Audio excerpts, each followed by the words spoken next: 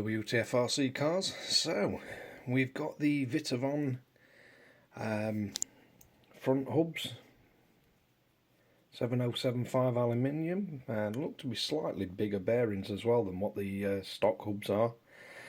So let's get this fitted to the EXB. And from other videos I've seen, I'm expecting to have problems with the thread lock on these drives. But basically, that says left and right. I think that's the left one, yep. So that's what we're hoping for by end of it. So let's see what kind of aggro we get. So first off, I'm going to want to remove these two.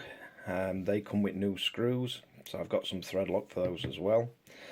And then we need the pinch bolt in the end of that to get that out, and then remove these two, and that should get them off. So let's see how we get on with this. Right, so basically what we've done is removed both of these. You've got little Allen key hex head inside. You just unscrew them from there. That's the spacer from the and the way that these are thread locked in is absolutely ridiculous. So basically what I'm going to do, I've got it in bice. I'm going to heat the soldering iron up, try and get some heat down onto that grub screw to get the retaining bar out of there. Let's see how well this goes. Right, so this is the only sensible way I can find of trying to get that thread lock off. So get a soldering iron, stick it in the middle of the little grub screw, and then leave it for a few minutes and see if we can get it off that way. Right, so Arrma, that is a mental amount of thread lock. I've never had one of these come out in my life, and once the wheel's on, that can't come out anyway. But so the soldering iron trick, left it on for about 5 minutes on it, got the thread lock nice and warm, and then basically got it out with this on ratchet action. So yeah, that's one out. Let's see if the pin comes out. Right, so we have grub screw out, then you want to take this out, then try and slide that off with damaging it as little as possible, but because of all the thread lock in here, that's a bloody nightmare. So can see where I've had to be prying at the side of that to try and force it off. Then you want to clean up as much of this crap as you can, because you'll not get it back over bearings. But basically we want that slid out now, so I'm just going to clean all end of this up and try and get that out. Right, so one of the first differences you'll notice when you take these out is these parts are actually part of the cover, whereas on the original ones it's like a separate little black insert that you have to pop back inside before you screw these in. So now this is absolutely the easiest way I've found of getting any of the Arrma thread lock off. So literally 5 or 10 minutes with a fine tip soldering iron. Heat it up.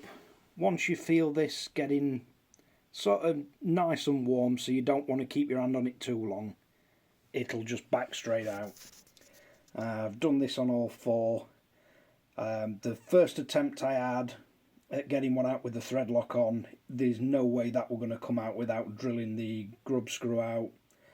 And definitely the soldering iron trick gets a 1-up from me. I've seen many people suggest it, and yeah, it works perfect. They just back straight out. Right, so we've got the left hand side one assembled. The spacer is from the top. We've got the two non-original screws that come with the Vitavon hubs. So we've got to take them out when we fit it back to car. When you tighten these down, you don't want them to be completely solid. You don't want them to be restricting any of the movement on these ball joints. because any stiffness and over tightening on here is going to make it hard work for your servo, and it's also going to foul with the sort of movement of the suspension as it goes up and down. So you want these just to be snug, and the tolerances on these are very good, so there's no in and out play, even though they're quite free to move around. Right, so we're now refitting these screws. Now, Arrma, pay attention to this, because this is important. Thread lock, tiny bit of thread lock, that is all you need. You don't need to do this and bath your grub screw in blue thread lock. But yeah, that's literally all you need, just to hold it in there. And you don't need to go crazy tight when you're tightening them up, because that's what the thread lock's for. Right, so that's the front hubs remounted and everything tightened up. They look quite nice, fit really well. Really good colour match as well. Right, now onto the rear ones. Which one we got here? That's right hand side. So basically we want that one there. So you want, again, grub screw out, your little retaining bar, that one, and then they should just come off. Should be a lot easier than front ones. Right, this is basically the order it came out. So you remove that pin with the locking nut. You've got 2 spacers to the forward of the vehicle, front of the vehicle, and 1 spacer to the rear, and then that one goes back through top. So let's crack on and get that one. Right, so this is basically what you're aiming for when you've got it fitted. That locking nut will tighten up to the end of that pin, and it won't allow you to crush the end of A on, so that's fine to tighten up. Same with this one, it'll tighten up to the olive inside. You don't need to go crazy tight with it, just make sure it's nipped up, and they don't need thread lock because they are lock nuts. But yeah, fits really well, very little play in it, and looks really nice. Right, let's get the last one on. Right, so that's all 4 hubs fitted.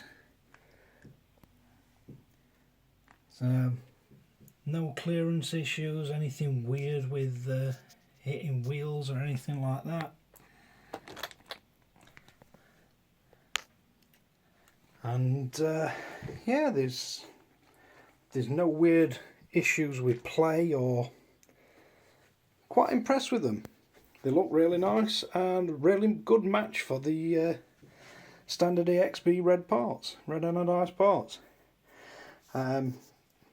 So if you like the video, like and subscribe. If you want to see more up and coming parts of the EXB Kraton, we've got the front and rear diff housings by Vitavon to fit. So make sure you ring the notification bell, and I'll catch you guys again next time.